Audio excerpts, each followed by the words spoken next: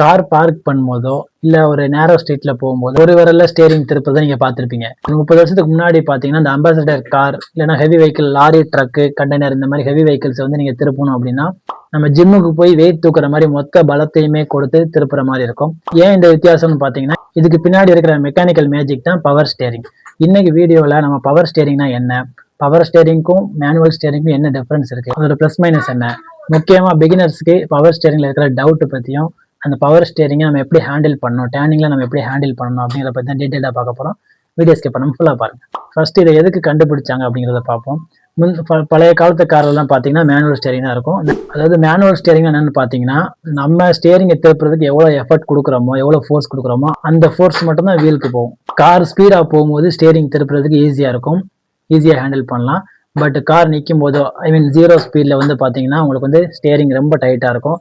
Zero ஸ்பீடில் இல்லைனா park பண்ணும்போது உங்களுக்கு வந்து ரொம்ப டைட்டாக இருக்கும். காரோட ஃபுல் வெயிட்டுமே அந்த ஸ்டேரிங்ல வந்து ஆக்ட் ஆகும். இது எப்போ கண்டுபிடிச்சாங்க அப்படின்னா second world military containers tankers லாரியை வந்து ஸ்டேரிங் திருப்புறதுக்கு டிரைவர்ஸ் வந்து ரொம்ப கஷ்டப்படுறாங்கன்னு சொல்லி அவங்களோட டிரைவர்ஸோட ஃபேட்டிக்கை குறைக்கிறதுக்காக இதை கண்டுபிடிச்சாங்க. இது கமர்ஷியலாக எப்போ இன்ட்ரடியூஸ் பண்ணாங்கன்னு பார்த்தீங்கன்னா 1951 கிறிஸ்லர் இம்பெரியர் அப்படிங்கிற ஒரு காரில் தான் கமர்ஷியலாக ஃபர்ஸ்ட் பவர் ஸ்டேரிங்கை இன்ட்ரடியூஸ் பண்ணாங்க. பவர் ஸ்டேரிங்னா சிம்பிளா என்னன்னு பார்த்தீங்கன்னா நம்ம ஸ்டேரிங்கை திருப்பும் போது இன்ஜின் மூலமாவோ இல்லைன்னா ஒரு எலக்ட்ரிக் மோட்டார் மூலமோ ஒரு எக்ஸ்ட்ரா பவரை கொடுத்து ஸ்டேரிங்கை திருப்புறதுக்கு ஹெல்ப் பண்ணுற ஒரு அசிஸ்டன்ட் சிஸ்டம் தான் பவர் ஸ்டேரிங். பவர் ஸ்டேரிங்லேயே 3 டைப்ஸ் இருக்கு. ஒன்று பார்த்தீங்கன்னா ஹைட்ராலிக் பவர் ஸ்டேரிங் HPSன்னு சொல்லுவோம். இன்னொன்று ஹைட்ரோ எலக்ட்ரிக் பவர் ஸ்டேரிங். இன்னொன்று பார்த்தீங்கன்னா எலக்ட்ரிக் பவர் ஸ்டேரிங் EPSன்னு சொல்லுவோம். ஹைட்ராலிக் பவர் ஸ்டேரிங் என்னன்னு பார்த்தீங்கன்னா இது வந்து இன்ஜின் பெல்ட் மூலியமா ஒர்க் ஆகிற ஒரு பம்பை கனெக்ட் பண்ணியிருப்பாங்க. Hydraulic pump. இந்த ஹைட்ராலிக் பம்ப் வந்து அங்கே ஹைட்ராலிக் ஆயில் ப்ரெஷரை யூஸ் பண்ணி நம்ம ஸ்டேரிங் திருப்புறதுக்கு நமக்கு ஹெல்ப் பண்ணும். எலக்ட்ரோ ஹைட்ராலிக்னா என்னன்னு பார்த்தீங்கன்னா இது வந்து அந்த ஹைட்ராலிக் பம்புக்கு பதில் எலக்ட்ரிக் மோட்டார் வச்சிருப்பாங்க. அந்த மோட்டர் தான் அந்த ஆயில் ப்ரெஷரை யூஸ் பண்ணி நமக்கு ஸ்டேரிங் திருப்புறதுக்கு ஹெல்ப் பண்ணும். எலக்ட்ரிக் பவர் ஸ்டேரிங்ல பார்த்தீங்கன்னா இது வந்து ஹைட்ராலிக் பம்பும் கிடையாது, ஆயிலும் கிடையாது.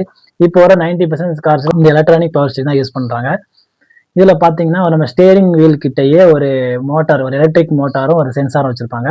நம்ம ஸ்டேரிங் திருப்பும் போது அந்த சென்சார் வந்து அதை டிடெக்ட் பண்ணி இந்த மோட்டர் வந்து ரன் பண்ண வச்சு ஸ்டேரிங் எந்த டைரக்ஷன்ல திருப்புறோமோ அதுக்கேற்ற மாதிரி நமக்கு வந்து ஸ்டேரிங் திருப்புறதுக்கு ஹெல்ப் பண்ணும். மேனுவல் ஸ்டேரிங்க்கும் பவர் ஸ்டேரிங்க்கும் என்ன டிஃபரன்ஸ் இருக்கு, மேஜரா என்ன டிஃபரன்ஸ் இருக்குன்னு பார்ப்போம். மேனுவல் ஸ்டேரிங்ல பாத்தீங்கன்னா நம்ம வந்து நம்ம கை வந்து ரொம்ப எஃபர்ட் போட்டு திருப்புற மாதிரி இருக்கும், நம்ம கைக்கு ரொம்ப வேலை இருக்கும். இதே பவர் ஸ்டேரிங்ல பாத்தீங்கன்னா ஒரு விரல்ட்டே நம்ம திருப்பலாம், ஒரு விரல்ட்டே சுத்தலாம், டிரைவிங்கும் ஸ்மூத்தாக இருக்கும். மேனுவல் ஸ்டேரிங்ல முழுக்க மெக்கானிக்கல் லிங்கேஜ் தான், கியர் அண்ட் ராட்ஸ் தான் இருக்கும். பவர் ஸ்டேரிங்ல பார்த்தீங்கன்னா hydraulic oil and electric motor அசிஸ்ட்லாம் இருக்கும். மேனுவல் ஸ்டேரிங்ல மெயின்டெனன்ஸ் வந்து ரொம்ப கம்மி, ஆயில் லீக்கேஜுங்கிற பயமே இல்லை. பவர் ஸ்டேரிங்ல ஹைட்ராலிக்னா உங்களுக்கு வந்து ஆயில் டாப் அப் பண்ணணும், எலக்ட்ரிக்னா நீங்கள் வந்து மோட்டார் அண்ட் சென்சார் வந்து செக் பண்ணணும். மேனுவல் ஸ்டேரிங்ல நம்ம டயர் ரோட்ல படுதுல அந்த ஃபீட்பேக் வந்து நமக்கு கையில் ஃபீல் பண்ணலாம், ஃபீட்பேக் அப்படியே கிடைக்கும். ஆனால் பவர் ஸ்டேரிங்ல பார்த்தீங்கன்னா நமக்கு வந்து ரோட் ஃபீட்பேக் கம்மியாக தான் இருக்கும். இது ஆர்டிஃபிஷியல் ஃபீல்னு சொல்லலாம், அவ்வளோ நமக்கு ஃபீல் கிடைக்காது. மேனுவல் ஸ்டேரிங் வந்து ப்ரைஸ் வந்து ரொம்ப கம்மி தான். பட் பவர் ஸ்டேரிங் சிஸ்டம் வந்து காம்ப்ளெக்ஸாக இருக்கிறதுனால ப்ரைஸ் அதிகமாக இருக்கும். சிம்பிளாக சொல்லணும்னா மேனுவல் ஸ்டேரிங் வந்து நம்ம கைக்கு ஒரு எக்ஸசைஸ் மாதிரி, நம்ம ஆர்ம்ஸ் பில்ட் பண்ணுறதுக்கு டம்பிள்ஸ்லாம் போட தேவையில்ல. பவர் ஸ்டேரிங் வந்து சாஃப்டாக இருக்கும், ஹேண்டில் பண்ணுறதுக்கு ஈஸியாக. எல்லா டெக்னாலஜிலும் இருக்கிற மாதிரி இந்த பவர் ஸ்டேரிங்லையும் அட்வான்டேஜஸ் டிஸ்அட்வான்டேஜஸ் இருக்கு.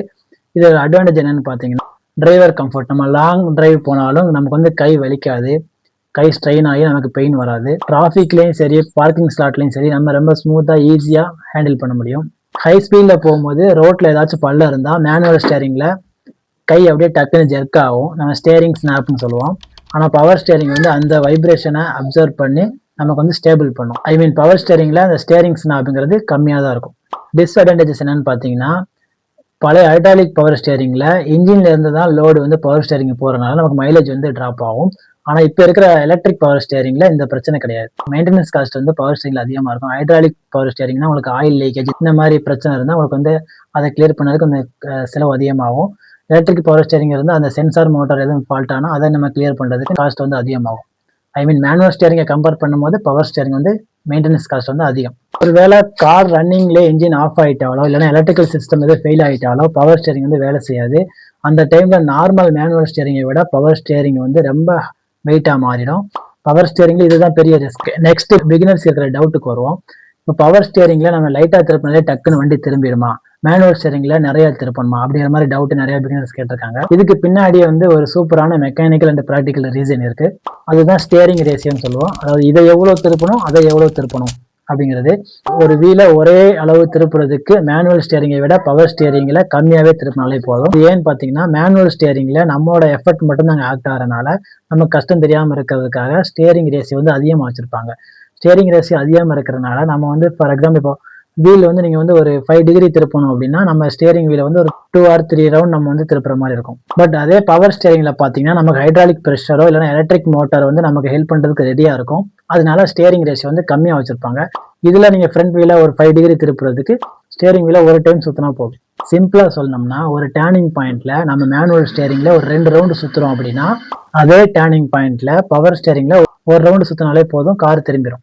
அதே மாதிரி பவர் ஸ்டியரிங்ல செல்ஃப் சென்டரிங் ஃபீச்சர்ஸ் இருக்கு. அதாவது பாத்தீங்கன்னா இப்போ நீங்க டேர்னிங் கம்ப்ளீட் ஆயிட்டு ஸ்டியரிங்கை ஜஸ்ட் ரிலாக்ஸ் பண்ணா போதும், ஆட்டோமேட்டிக்கா அது சென்டர் வந்துடும் பவர் ஸ்டியரிங்ல. இதே மேனுவல் ஸ்டியரிங்னா நம்ம தான் ரிட்டர்ன் கொண்டு வந்து சென்டர் பண்ணணும். இப்போ ஸ்டியரிங் எப்படி நம்ம ஹேண்டில் பண்ணணும்னு பார்ப்போம். ஸ்டியரிங் வந்து நம்ம 2 ஹேண்ட் யூஸ் பண்ணி இப்படிதான் பிடிக்கணும். இப்போ நீங்க லெஃப்ட் டர்ன் பண்ணணும் அப்படின்னா லெஃப்ட்ல இழுத்து ரைட்ல தள்ளணும். லெஃப்ட்ல புல் பண்ணி ரைட்ல புஷ் பண்ணணும். புல் புஷ் மெத்தட்னு சொல்லுவோம். இப்போ நீங்க ரைட் டர்ன் பண்ணா ரைட்ல புல் பண்ணி லெஃப்ட்ல புஷ் பண்ணணும். இப்போ வந்து நம்ம ஹேண்ட் வந்து பொசிஷன் மாறவே கூடாது. நம்ம 2 கையுமே பொசிஷன் அதே இடத்துல தான் இருக்கணும். ஸ்டியரிங் மட்டும் ரொட்டேட் ஆகணும். நம்ம கை வந்து ரொட்டேட் ஆகக்கூடாது. சில பேர் இப்படியே கையும் சேர்த்து ரொட்டேட் பண்ணுவாங்க. அப்படி ரொட்டேட் பண்ணும்போது உங்களுக்கு இதுக்கு மேல டர்ன் பண்ண முடியாது. எமர்ஜென்சிக்கு டக்குன்னு திருப்ப முடியாது. அதனால கையை எடுத்து பண்ணாதான் நமக்கு ஸ்டியரிங் மட்டும் ரொட்டேட் ஆகும். கை வந்து அதே பொசிஷன்ல இருக்கும். நெக்ஸ்ட் பாத்தீங்கன்னா ஸ்டியரிங் வந்து ரொம்ப டைட்டா பிடிப்பாங்க. அப்படி டைட்டா பிடிக்க கூடாது. ரிலாக்ஸ்டா தான் ஸ்டியரிங்கை பிடிக்கணும். ஸ்ட்ரெஸ் ஃப்ரீயா இருக்கணும், ரிலாக்ஸ்டா இருக்கணும். அப்பதான் நம்ம திருப்புறதுக்கு ஈஸியா இருக்கும். கை எடுத்து தான் டர்ன் பண்ணணும். ஒரு டர்னிங்ல நம்ம எவ்வளவு திருப்பணும் அப்படிங்கிற மெஷர்மெண்ட்லாம் கிடையாது. ஃபர்ஸ்ட் அப்ராக்சிமேட்டா நீங்க டர்ன் பண்ணணும், ஸ்டியரிங்கை திருப்பணும். ஸ்டியரிங் திரும்பின உடனே வண்டி திரும்பிடாது. ஸ்டியரிங்கும் வீல் தான் டைரக்டா கான்டாக்ட்ல இருக்கும். அதனால நம்ம ஸ்டியரிங் திருப்பின உடனே வீல் மட்டும் தான் திரும்பும். வண்டி திரும்புறது கொஞ்சம் டைம் ஆகும். வண்டியோட பாடி திரும்ப கொஞ்சம் டைம் ஆகும். நீங்க அப்ராக்சிமேட்டா ஃபர்ஸ்ட் ஸ்டியரிங்கை திருப்பிட்டு கொஞ்சம் வெயிட் பண்ணணும். ஸ்டியரிங் அப்படியே ஹோல்ட் பண்ணி வைக்கணும். வண்டி திரும்பி அப்படியே ஸ்ட்ரெயிட்டா ரோடுக்கு பெரலா வந்ததுக்கு அப்புறம் நீங்க ரிட்டர்ன் பண்ணணும். நம்ம திருப்பினது கரெக்டா தப்பாங்கிறது வண்டி திரும்பினதுக்கு அப்புறம் தான் நமக்கு தெரியும். நம்ம கொடுத்த ஆக்ஷனுக்கு அங்க ரியாக்ஷன் வர வரைக்கும் நம்ம வெயிட் பண்ணணும். அது வரைக்கும் ஸ்டியரிங்கை ஹோல்ட் பண்ணி வைக்கணும். வண்டி திரும்பி காரோட பாடி திரும்பி ரோடுக்கு பெரலா ஸ்ட்ரெயிட்டா வந்துருச்சு அப்படின்னா நம்ம திருப்பினது கரெக்ட், நீங்க ரிட்டர்ன் வந்துடணும். ரோடுக்கு நேரா வரல அப்படின்னா இன்னும் கொஞ்சம் திருப்பிட்டு ரிட்டர்ன் வரணும். அதுக்கு தான் நம்ம அந்த டைம் கொடுக்குறோம். நம்ம ஸ்டியரிங் திருப்பின உடனே வண்டி திரும்பாது, வீல் மட்டும் தான் திரும்பும். வண்டி திரும்ப வரைக்கும் நம்ம வெயிட் பண்ணி அப்புறம் நம்ம ஸ்டியரிங் அட்ஜஸ்ட் பண்ணணும். இதுதான் வந்து ஸ்டியரிங் கண்ட்ரோல் மெத்தட். டர்னிங் பாயிண்ட்ல இதுதான் நம்ம ஃபாலோ பண்ணணும். நம்ம திருப்பும் போது எக்ஸ்ட்ரா வேகமாவோ திருப்பிடக்கூடாது. அதே மாதிரி ரிட்டர்ன் வரும்போது எக்ஸ்ட்ரா வேகமாக திருப்பிடக்கூடாது. வண்டியோட மூவிங் டைரக்ஷனை வச்சு தான் நம்ம வீல் டைரக்ஷனை கெஸ் பண்ண முடியும். அதே மாதிரி ஸ்டியரிங்ல வந்து மார்க் பண்ணி ஸ்டியரிங் ஸ்ட்ரெயிட்டா வீல் ஸ்ட்ரெயிட்டா இருக்கலாம் பார்ப்பாங்க. அது வந்து வெரி வெரி ராங் மெத்தட்.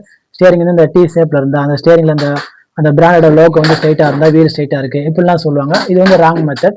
நம்ம வீல் டைரக்ஷன் வந்து வண்டியோட மூவிங் டைரக்ஷன் வச்சு தான் கண்டுபிடிக்க முடியும். அதுதான் கரெக்ட் மெத்தட். இந்த மாதிரி ஸ்டியரிங்லேயே மார்க் பண்றது, அந்த ஸ்டியரிங்ல அந்த லோகோ வச்சு நம்ம ஸ்டடி பண்றது, இந்த டி ஷேப்ல இருந்தா ஸ்ட்ரெயிட்டா இருக்கு இப்படிலாம் சொல்லுவது வந்து ராங் மெத்தட். அதை நம்ம ஃபாலோ பண்ணக்கூடாது. வீல் டைரக்ஷன் நம்ம கெஸ் பண்ணணும் அப்படின்னா வண்டியோட மூவிங் டைரக்ஷன் வச்சு நம்ம கெஸ் பண்ண முடியும். ஸ்டியரிங் கண்ட்ரோல் நமக்கு எப்போ வரும்னா வண்டி மூவ் ஆனாதான் நமக்கு ஸ்டியரிங் கண்ட்ரோலே வரும். பிகினர்ஸ்க்கான சஜஷன் என்னன்னா, நீங்க பவர் ஸ்டியரிங் கார் ஓட்டும் போது ஸ்டியரிங் வந்து ஜஸ்ட் கைட் பண்ணா போதும், சாஃப்ட் கைட் பண்ணா போதும். நம்ம மேனுவல் ஸ்டியரிங் மாதிரி ரொம்ப டைட் நம்ம ஒட்டுமொத்த பலத்தையும் போட்டு காட்டக்கூடாது. அதே மாதிரி டர்னிங் கம்ப்ளீட் ஆகிட்டு ரிட்டர்ன் வரும்போது ஜஸ்ட் நம்ம ரிலாக்ஸ் பண்ணா போதும், அதுவே செல்ஃப் சென்டர் ஆயிரும். நம்ம மேனுவல் ஸ்டியரிங் மாதிரி நம்ம எக்ஸ்ட்ரா திருப்பக்கூடாது. இதுதான் ஸ்டியரிங் கண்ட்ரோல் பண்றதுக்கு சேஃப் மெத்தட்.